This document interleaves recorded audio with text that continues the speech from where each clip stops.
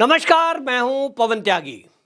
बिहार में जेडीयू अध्यक्ष लल्लन सिंह का इस्तीफा क्यों हुआ, इस पर लल्लन सिंह भले ही ये सफाई दे रहे हो, मुझे चुनाव लड़ना था, मेरे पास टाइम नहीं था, लेकिन बिहार के राजनीति को समझने वाले लोग जानते हैं अच्छे से कि पार्टी का अध्यक्ष ऐसा नहीं है कि अपने क्षेत्र में नहीं जा सकता, चुनाव प्रचार के लिए नहीं जा सकता, और अभी तो चुनाव की बेला शुरू भी नहीं हुई है। तब लल्लन सिंह को हटाने का कारण क्या है? बाकी मीडिया ने जो बताया है वही बात अब हम पार्टी के जो प्रमुख हैं जीतन राम मांझी ने वो पूरी व्याख्या कर दी है और उन्होंने बता दिया कि असली कारण क्या था। जीतन राम मांझी ने एक प्रेस कॉन्फ्रेंस करते हुए ये बताया कि असल में हो क्या रहा था बिहार की राजनीति में कि नीतीश कुमार वो एक बार बोल रहे थे विधानसभा में खड़े होकर, उन्होंने बोला कि मैंने जीतन राम मांझी को जब सीएम बनाया मैंने बड़ी मूर्खता का काम किया। जीतन राम मांझी कहते हैं कि मैं एक बार नीतीश कुमार से मिला और मैंने उनको यह कह दिया कि तुमने एक मूर्खता अगर मुझे बनाकर सीएम करी थी तो उससे भी बड़ी मूर्खता आप तब करोगे कि अगर तेजस्वी को सीएम बनाओगे, क्योंकि ये चल रहा था पार्टी के अंदर से, ये चल रहा था कि नीतीश बाबू तो चले जाएंगे इंडिया अलायंस का बड़ा पीएम चेहरा बनकर और वो तो वहां के संयोजक बन जाएंगे, और इसके बाद वो इसकी जो गद्दी है बिहार के सीएम की वो तेजस्वी यादव को सौंप देंगे। नीतीश कुमार ने कई बार सार्वजनिक रूप से और मीडिया में ये बात बोली भी है, अरे इन्हीं का है ना, इन्हीं को चलाना है ना, ये बोला था, क्योंकि लालू प्रसाद से यही डील हुई है कि आप जब तक सीएम रहेंगे, जब तक 2024 लोकसभा चुनाव की प्रक्रिया शुरू नहीं होती, और फिर मैं आपको जो इंडिया अलायंस है मैं उस अलायंस का संयोजक बनवा दूंगा।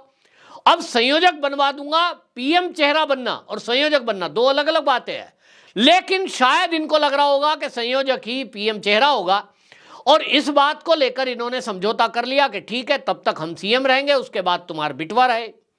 अब हुआ ये कि वो इंडिया अलायंस में ये कोशिश कर रहे थे, किसी ने संयोजक बनाया नहीं। उसके बाद रही सही कसर ममता बनर्जी ने कोड़ दी। ममता बनर्जी ने क्लियर कर दिया कि इंडिया अलायंस में अगर प्रधानमंत्री चेहरा कोई हो सकता है वो तो मल्लिकार्जुन खड़गे है। अब इसके बाद जब झटका लगा तो भाई वो जो डील हुई है उस पर लालू प्रसाद कैसे पीछे हटते? लालू प्रसाद तो कहेंगे भैया तुमसे तय हुआ था, अब हटिए, हमारे बिटवा को बनाई। अब वो बिटवा को बनाए तो वो जीतन राम मांझी की बात याद आ रही है।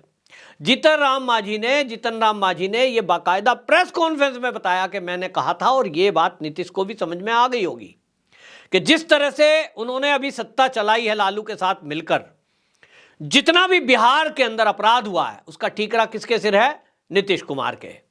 जो भी भ्रष्टाचार हो रहा है, कर चाहे कोई भी रहा है, कमांड सारी शासन प्रशासन पुलिस की किसके हाथ में है? सब देख रहे हैं, तेजस्वी यादव ही चला रहे हैं, लेकिन उसका ठीकरा किस पे फूट रहा है? नीतीश कुमार पर, क्योंकि सीएम तो वही है। अब अगर ऐसे में वो जंगल राज वालों के हाथ में सौंप के जाते हैं तो समझिए जेडीयू पूरी तरह बिहार के अंदर खत्म हो जाएगी, और ये बात नीतीश कुमार को पता है, और इसलिए वो नीतीश कुमार कभी भी तेजस्वी को सीएम नहीं बनने देंगे, ये तो तय है।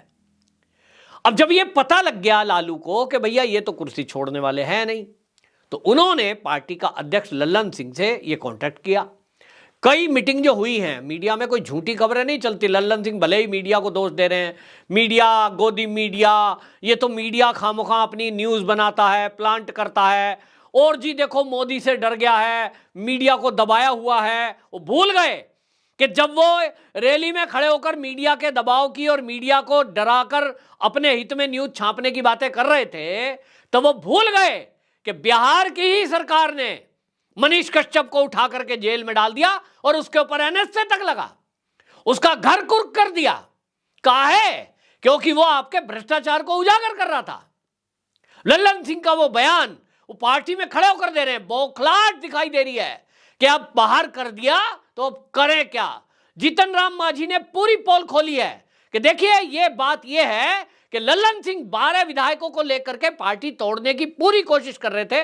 उनको ये उन्होंने प्लान भी बता दिया कि इन्होंने जो जेडीयू के विधायक हैं ऐसे 12 विधायकों को यह कह दिया कि तुम केवल यहां से इस्तीफा दे दो, इस्तीफा दे दोगे तो सरकार अल्पमत में आ जाएगी, और फिर बहुमत सिद्ध करने की बात आएगी तो इसमें कांग्रेस और बाकी दलों के मिलकर जो विधायक हैं वो आरजेडी के तेजस्वी यादव को मुख्यमंत्री बना देंगे। और आंकड़ा क्या था, जो आरजेडी है उनके 79 उनके एमएलए हैं, कांग्रेस वगैरह के सब मिला करके सीपीआई सीपीआईएम 115 हो जाएगा, संख्या चाहिए 123 बहुमत का आंकड़ा। अब 8 की जरूरत है, इनको लगा 8 तो हम तोड़ ही देंगे, तो वो जो 8 तोड़ देंगे, किनके 12 जो विधायक अलग ले गए थे लल्लन सिंह, उसके अलावा उनको इस्तीफा दिला देंगे। इस्तीफा दिवाएंगे तो बहुमत का आंकड़ा कम हो जाएगा। बहुमत का आंकड़ा कम हो जाएगा तो उसके बाद क्या होगा भाई, बहुमत का आंकड़ा तो विधायकों के ऊपर है ना, और कम हो जाएगा तो जरूरत 1 या 2 की ही पड़ेगी। 1 2 3 की जरूरत पड़ेगी, वो बीजेपी से तोड़ लेंगे। तो बीजेपी भी अलर्ट हुई और इधर नीतीश बाबू अलर्ट मोड पे आ गए और आनन फानन में दिल्ली में इनका जो कार्यक्रम होना था ये तय कर दिया कि लल्लन सिंह को हटाओ वरना ये पार्टी तोड़ देगा। असली कारण जीतन राम मांझी ने पूरी तरह खोल दिया, एक्सपोज कर दिया कि मामला अंदर अंदर चल क्या रहा है। इनकी कोशिश ये थी कि जोड़ तोड़ करके ये नीतीश कुमार अगर वो गद्दी नहीं सौंपते हैं तो इनको जबरदस्ती हटा दिया जाए। अब सोचिए अगर ऐसा हो जाए तो फिर क्या होता। नीतीश बाबू तो गए, जेडीयू खत्म, और इसलिए उन्होंने पूरी पार्टी की कमान अपने हाथ में ली है। ये सच्चाई है। अब नीतीश कुमार बोले या कुछ ना बोले, क्योंकि भारतीय जनता पार्टी में अमित शाह से ऊपर मैं नहीं समझता, क्योंकि मोदी तो इस तरह के निर्णय करते नहीं है, ना वो बोलते हैं। करते होंगे, सहमति तो जरूर होती है, लेकिन जब बिहार में अमित शाह खड़े होकर ये बोले कि नीतीश कुमार की भारतीय जनता पार्टी में अब कोई जगह नहीं है, नो एंट्री, तो फिर चांस किसका है भाई? काहे फिर इधर उधर गणित लगा रहे हो? हाँ, ये जरूर खबरें आई थी कि नीतीश कुमार की तरफ से कोशिश की जा रही है कि बेशक बीजेपी का सीएम बनवा लो, हमसे सपोर्ट ले लो, हम एनडीए में आना चाहते हैं, हमें एनडीए में ले लो। और इसीलिए कुछ नाम चले थे, जिसमें मैंने भी एक नाम आपको बताया था नित्यानंद राय का, कि मैंने कहा उनको सीएम बनाया जा सकता है, क्योंकि यह अंदर से प्रपोजल था। भारतीय जनता पार्टी, खासतौर पे जो प्रदेश के अध्यक्ष सम्राट चौधरी है, उन्होंने इस प्रपोजल को मना कर दिया। उन्होंने कहा हमें जरूरत ही नहीं है। आज आप 1 साल बचा है, 2025 में तो ऑलरेडी होना ही है चुनाव, और इसके पहले जिस तरह की फूट फुटअव्वल इनमें चल रही है, आप क्या सोच रहे हैं कि लल्लन सिंह अगर बाहर हो गए, उनके पास अध्यक्षता नहीं रही, तो क्या वो रुक जाएंगे? ना, निश्चित रूप से नहीं रुकने वाले, क्योंकि 2024 का जो लोकसभा का चुनाव है, उस चुनाव के चलते इंडिया अलायंस में सीटों के बंटवारे को लेकर कलेश होगा, और उसके अलावा सीएम कुर्सी को लेकर भी रुकने वाला विवाद नहीं है। आरजेडी के अंदर से ये आवाज लगातार उठ रही है कि तेजस्वी यादव को सीएम बनाया जाए। भाई जेल जाने की नौबत आ रही है, ईडी का नोटिस आ गया है, 5 तारीख को प्रस्तुत होना है। ऐसे नहीं तो वैसे उनको लगता है यार जेल जाने से पहले एक बार तो स्टंप लग जाए सीएम की।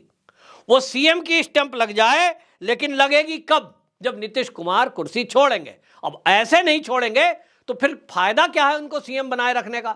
वो सोचते हैं पावर तो मिली हुई है वैसे, लेकिन भाई ऐसी सरकार को काहे चलने देंगे?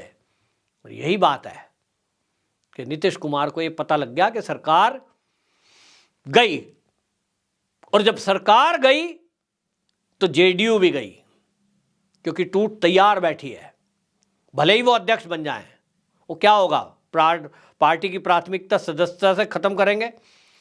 तो आरजेडी ने बोल ही दिया है कि हम जो विधायक आएगा इधर, हम उसको सांसद का टिकट दे देंगे। अब 12 संख्या है, तो अब आप सोचिए बिहार में इसका मतलब क्या सोच के बैठे हैं लालू प्रसाद, कि जब 12 तो जेडीयू के जो विधायक हैं उनको टिकट दे देंगे। कुल सीटें हैं वहां 40। अब 40 में अगर वो इंडिया अलायंस से समझौता करते हैं, यानी जेडीयू को साथ रखते, तो वो पहले ही सोचते कि भैया जोड़ तोड़ ना करूं। इसका मतलब पहले ही मान बैठे हैं कि हमको लोकसभा चुनाव में नीतीश कुमार को साथ नहीं रखना है, कांग्रेस के साथ हमें समझौता करना है, कम्युनिस्टों को साथ लेना है। और 40 में से वो मानकर चल रहे हैं कि 30 सीटों पर आरजेडी अपने कैंडिडेट उतारेगी, लालू प्रसाद अपने उतारेंगे। अब 40 में से अगर 30 उतार रहे हैं तो 10-15 जो भी इधर से आएंगे जेडीयू से टूटकर, उनकी टिकट पक्की कर दी। तो इसका मतलब समझ लीजिए उन्होंने जेडीयू को तोड़ने का पूरा अरेंजमेंट कर दिया। अब देखते हैं जीतन राम मांझी ने जो ये अपना अनुभव बताया है और अपनी बातें बताई हैं, इसको लेकर क्या होता है। लेकिन इतना तो तय है कि ये सरकार बिहार की अब ज्यादा दिन चलनी नहीं है। और जैसा कि सम्राट चौधरी का दावा है कि अब जो सरकार जो भी चले ये करे, इनका आपसी झगड़ा है, लेकिन हमारे यहां तो 2024 का जब चुनाव आएगा इनको सिंगल सीट नहीं देने देंगे और इनका सुपड़ा साहब पहले की तरह होगा। जो 2019 में हुआ था वही हाल इनका अभी भी होगा। यानी सम्राट चौधरी का दावा है कि 40 में से 39 सीटें तो पक्का ही हम जीत जाएंगे।